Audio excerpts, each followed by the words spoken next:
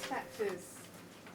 So you've got to look at why, if you were to understand domestic and family violence, you need to take a step back about what would be the leading causes and stress factors that might lead to a violent act, which is the unspoken. So there's all well and good that we have law enforcement agencies, we have legislation, we have campaigns about talking about what is domestic violence and educating, but what the unspoken or what doesn't get talked about are what are the stress factors that might lead to that explosion, that might lead to those families not coping. So for migrant and refugee and asylum seeker families, a lot of the stress factors is around loss of family support. They've come from countries where there's extended family kinship systems and community support, and they come to Australia, they're on their own. If they've come and they've experienced mandatory detention, families may have been split up.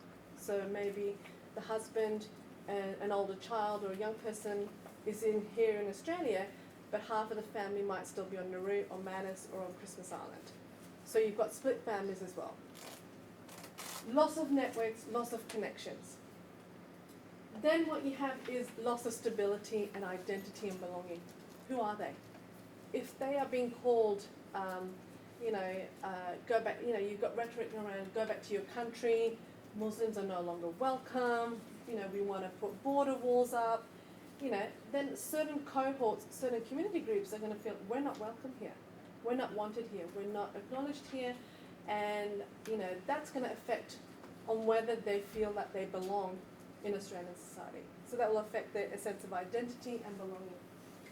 We have a lot of unemployment and underemployment. So we have a lot of high-skilled migrants and refugees, who are doctors, engineers, qualified professionals in their country of origin. But because they have an accent, because their degree is not recognised here in Australia, or they don't know how to get it recognised, they are underemployed. So, and that will then lead to also mental health and mental stress.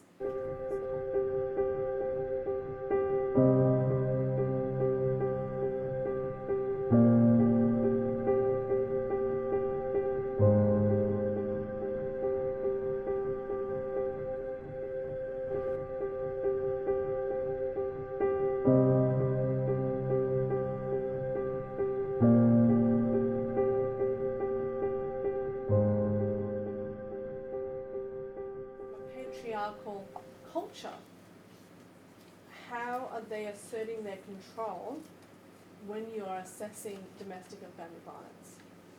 If you are working with a perpetrator, how are these values ingrained in their core sense of belief around women and how you treat women? That's important, because even if you're going to work with offenders on behaviour modification, you've got to be able to understand, okay, what have they learnt growing up?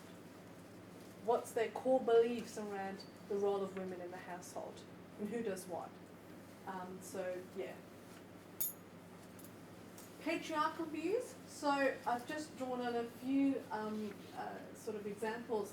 So in some Middle Eastern, Arab cultures, what you find is that they will control the wives and daughters. So, in some families that I've seen, they will use a chaperone where women are not allowed to leave the house without a male member of their family. The expectation that they cannot reveal parts of their body, to remain modest, that's really important.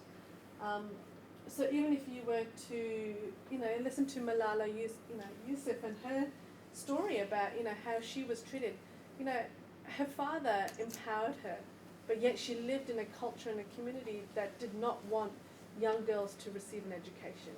And yet the irony is now she has now become the UN ambassador for the girl child, and now she's known across the world to empowering young girls to get an education. These values still, the families that migrate to Australia may still hold on to those values, that girls are not expected to gain an education. So being aware, doing your research, doing your background, finding out a bit more about the cultural context of what the family has come from may also help you in your intervention with these different type of community groups. And I'm not trying to demonize, these are just illustrations of what's out there. Gender values and the girl child. So my family comes from India, and certainly in India and within the Indian subcontinent, there is a preference for boys than to girls. So we see a lot of clinics, abortion clinics within India and even here, where actively, as soon as they find out that the pregnancy, the fetus is going to be a girl, they will terminate the pregnancy.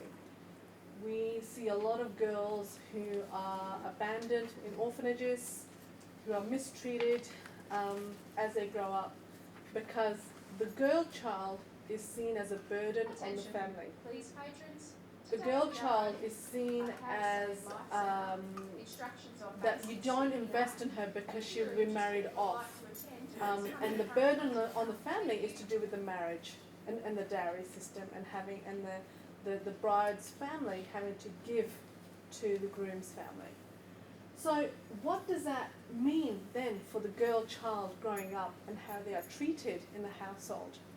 You know, what does that then plant in the psyche, their identity, the thinking for the girl, you know, who might grow up, whether it's in India or in China, because China has that one-child policy too, and they have a high ratio of men now to girls. They actually can't find girls now to marry off a lot of the Chinese men, and Chinese men are having to now travel to countries like Vietnam and other Asian countries to find brides, because there was a disproportionate number of men, Chinese men, due to the one-child policy.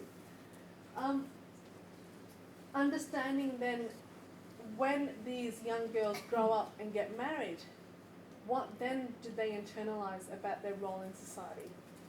You know, from going from a daughter to a wife to a mother, and how does that then impact on their functioning and their role within their cultural context? A lot of migrant and refugee women will not seek help, basically, because it's shameful. There's a stigma. They won't ask for help. We don't talk about our dirty laundry. So even me standing up here today, there will be a lot of women within my community saying, why are you talking about this?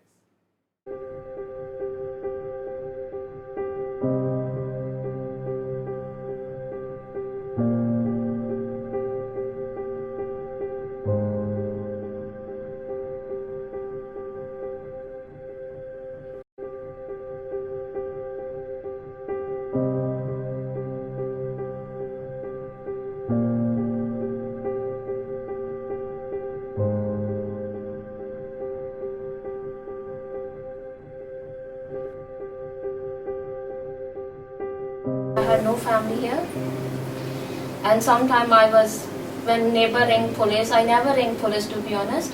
It's been happened 3-4 times. I got stitches in my head.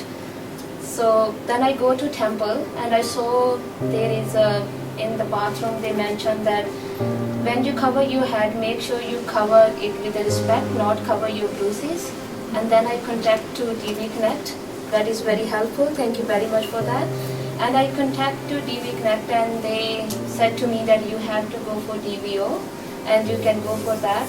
I went through that, and to be honest, I get a lot of support. I went to RAILS, I went to Immigrant Women's Support Services, and for my mental health plan I went to psychologist because I've been through a lot of pain. Through that pain, I was pregnant at that time and I got miscarriage just because it's all happening all around to me, and it was very hard and stressful. And when I lost my baby, I was like thinking that I'm the only one person who is in the world. My psychologist told me that you have to read books and focus on yourself and don't blame yourself that everything happened just because of you. Just focus that it's happened just because it's happened. You can see now I'm in front of you and I can talk. But the time was there when I can't talk to anyone. I was sitting in the room, homesick and stuff like that. But now I'm raising my hand to the girls who they feeling that sort of things, and I'm telling them you can win, because if I could do that, every woman in the world can do that and they can win it. Now, I don't know where is he. I don't want to know. It's none of my business. But I'm happy, and I heard that he is very jealous because he lost a diamond. That's it. Find a judge.